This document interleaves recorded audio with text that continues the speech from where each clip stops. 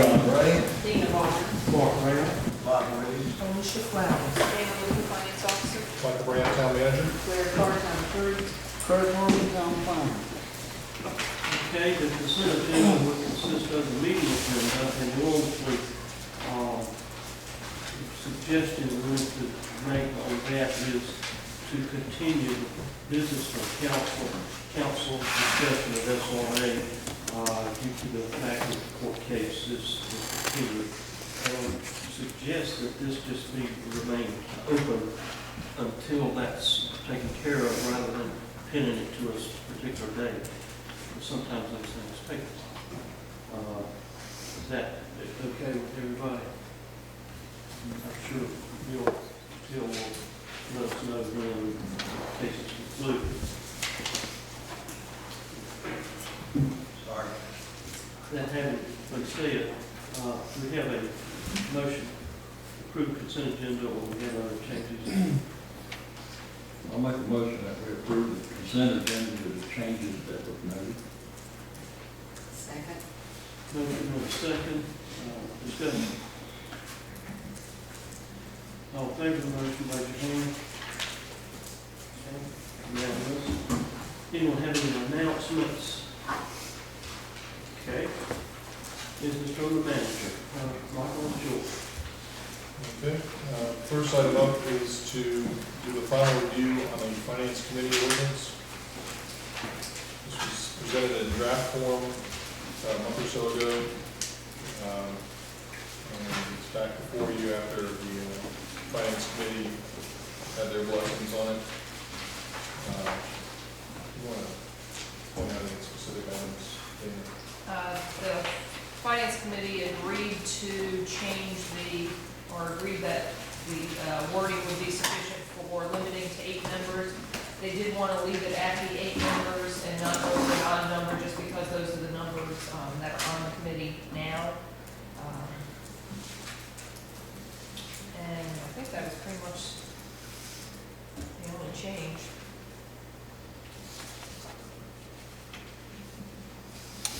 So we're asking for your approval if you're ready, or to make an amendment as you see fit.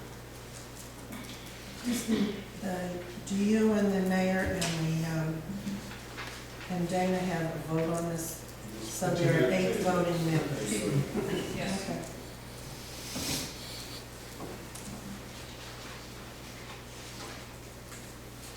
Well, my only concern last time was the membership, I think.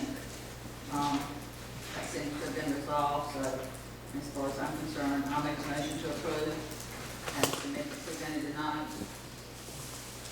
Yeah, motion to Strickland to approve. Second. Second. Any further discussion? All in favor, raise your hand. Okay, unanimous.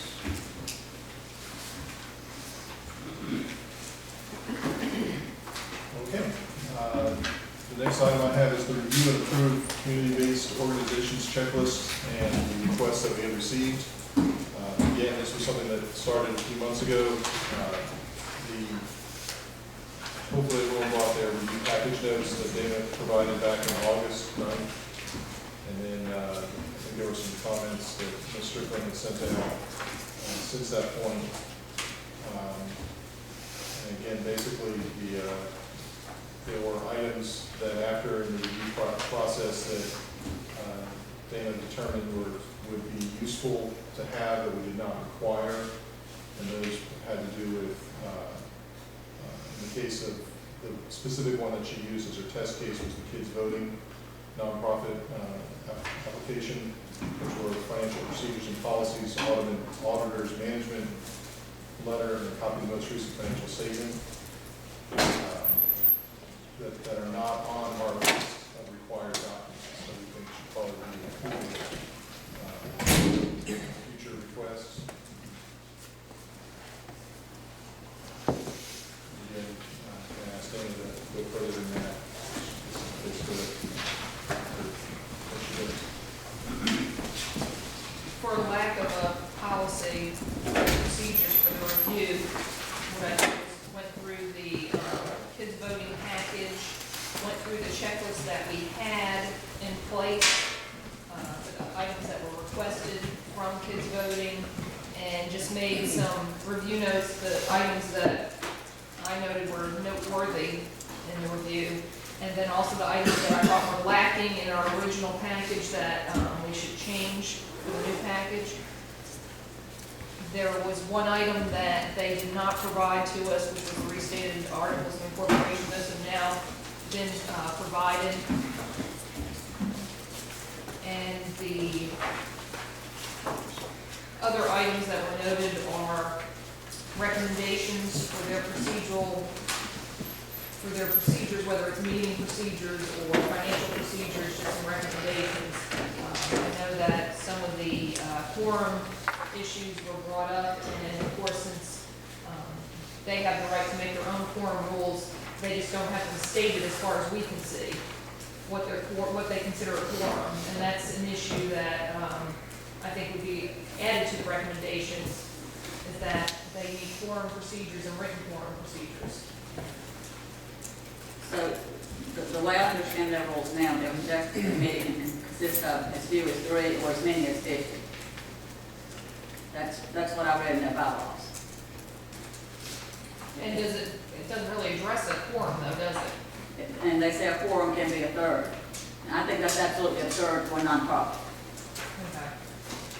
And see, they dictate their quorum, it's not like we dictate, so we can't, it's something that we can put in our recommendations to them, but of course, we can't hold them to any kind of quorum that we consider to be a quorum. So that was one of the items that was brought up in the review. But at this point, there are several, of course, procedural recommendations that I would think we need to go back to them. They've provided all the information at this point that we have requested, though.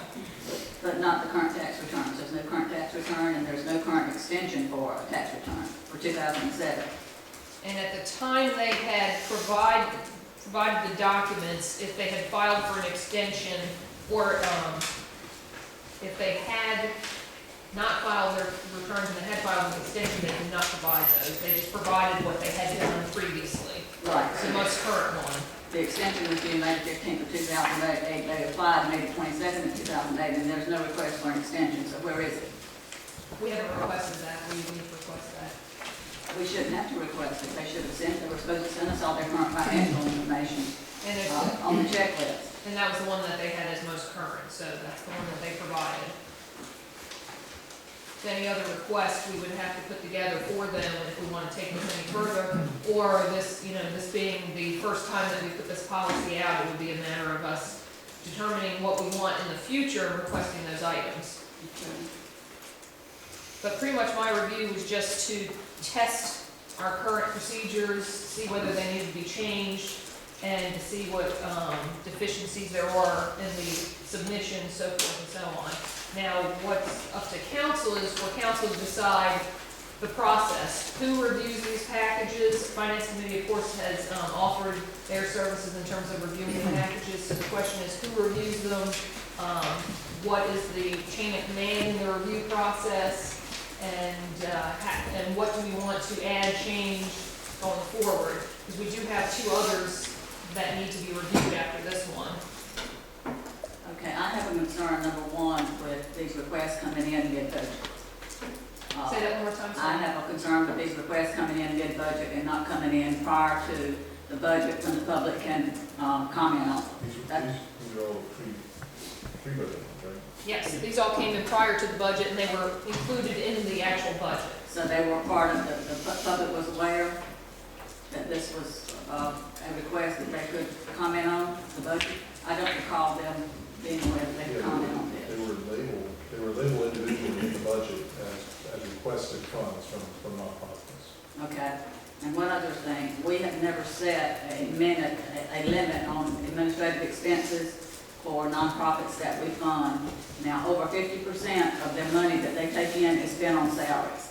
And they just recently hired a 15-hour employee for $28,000.